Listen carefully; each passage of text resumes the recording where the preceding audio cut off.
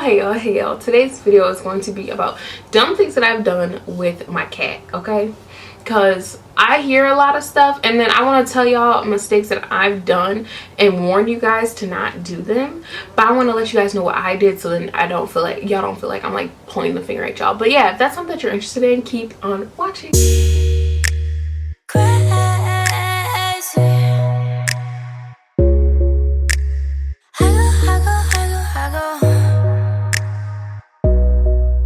Okay, so this is a no judgment zone, okay? So do not judge me because usually, most of the things that I did on here, I did before the age of 20. So do not come at me, okay? First thing that I did that was stupid with my cat was not being mindful of who I let down there. Meaning, like if I think back on my exes, I could think, girl, what were you doing? And like, what?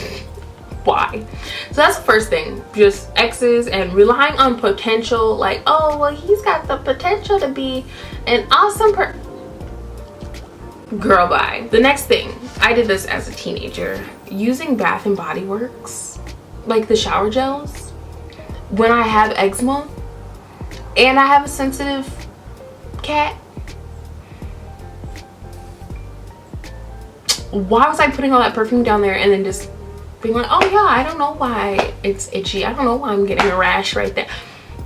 Because you're allergic to it, stupid. Y'all, do not make fun of me, okay?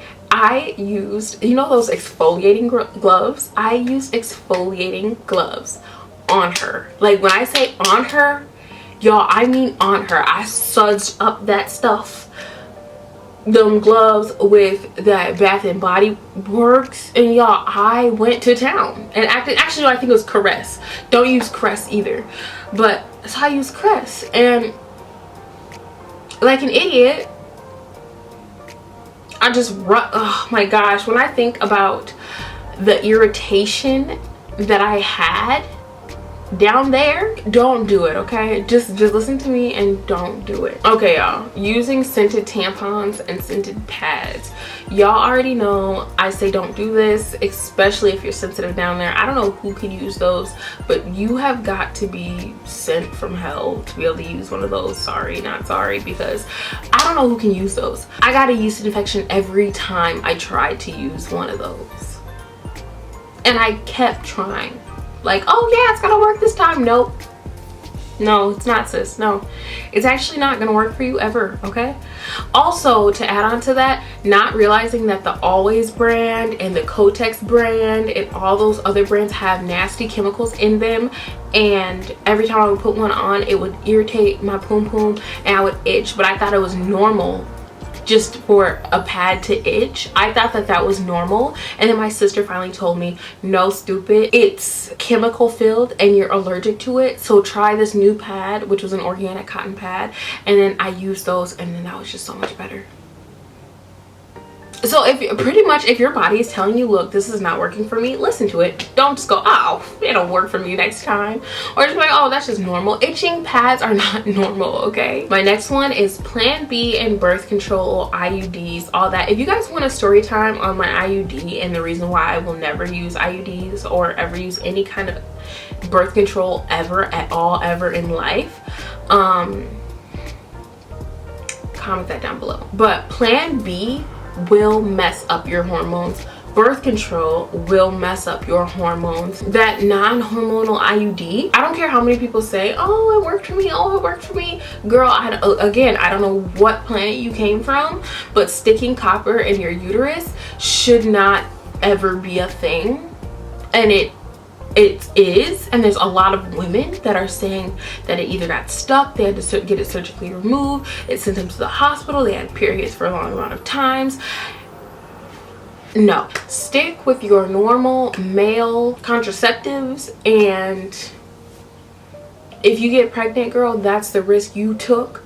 So I mean, it's not worth messing up your hormones or potentially getting like PCOS, endometriosis, ovarian cysts. It's not worth any of that. So yeah, y'all, Okay, you can laugh at me on this one. Y'all, I used Nair, okay? So first of all, I used Nair on my butt because I felt little teeny weeny hairs on my butt, right? And I was like, ugh, I don't want to have hairs on my butt. And I was like, oh, my mom has Nair. Let me just steal her Nair, go home, and then rub it all over my butt. Wait, I think I waited 10 minutes, honestly, and I think that's too long. And so I was like, oh, let me just rub it on my butt, wait 10 minutes, and y'all. Oh, and I rubbed it on my poom poom too, but same thing happened. I had chemical burns. When I tell y'all, I got in that shower and I started rinsing that stuff off, and that cool, because I had, like, y'all know when you get in the shower and it was kind of, it wasn't hot, but it wasn't cool or cold. It was just like that lukewarm temperature, so I'm waiting for it to warm up.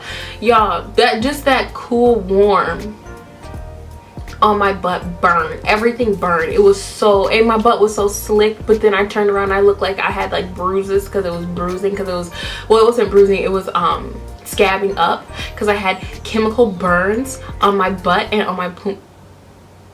Y'all, if anybody tells you use Nair, do not use Nair.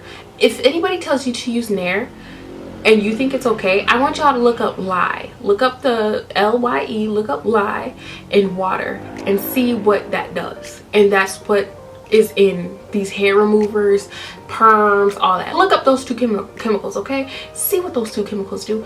Don't put that on your poom poom. Do not put that on your booty either, because you will be burning bad. My last one is going to be using unnatural lubrications.